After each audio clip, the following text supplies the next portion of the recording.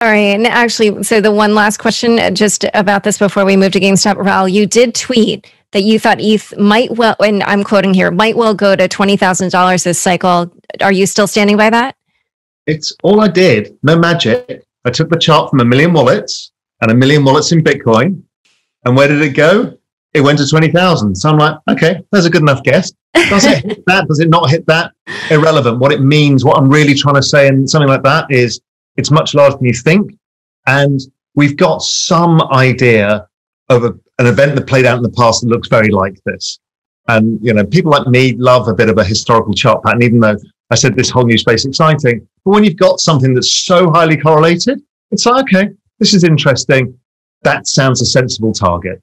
And I know it sounds nonsensical to many, but because nobody can think in exponential terms, we're just incapable as humans to think. I just spoke to, as I said, I spoke to Mark Yusko earlier. He said, and he had a great, and again, I don't know if his maths is dead right, but just take it as roughly. He said, I can walk 20 paces and go across my office. Linear paces. If I take 20 exponential paces, I go around the world 3 times. That's why we cannot think in exponential terms. It's hilarious. Humans just can't do it because we don't think that way. Yeah, I like that. That's a great quote. And so, Lynn, whether Mark's maths is right or not, I don't know. But, you know, he's gonna be, maybe I'll try to find somebody to fact check that. Yeah, exactly. I'm sure we can find something.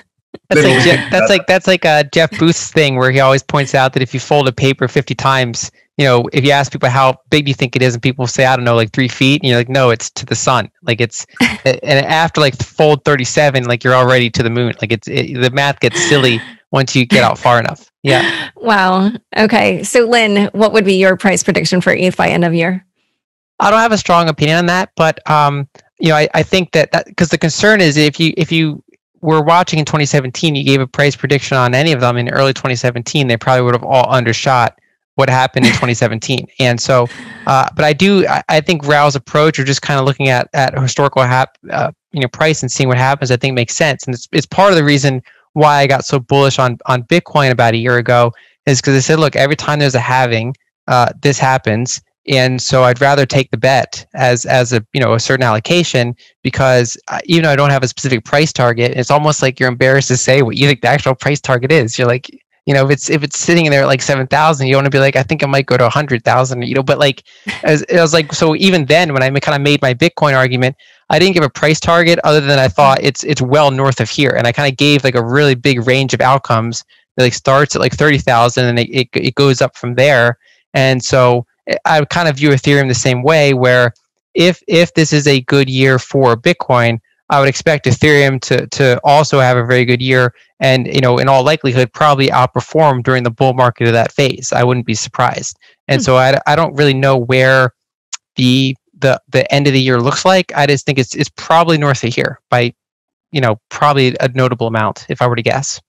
Okay. Yeah, and again, I'd use exactly the same way. Look, again, none of us know.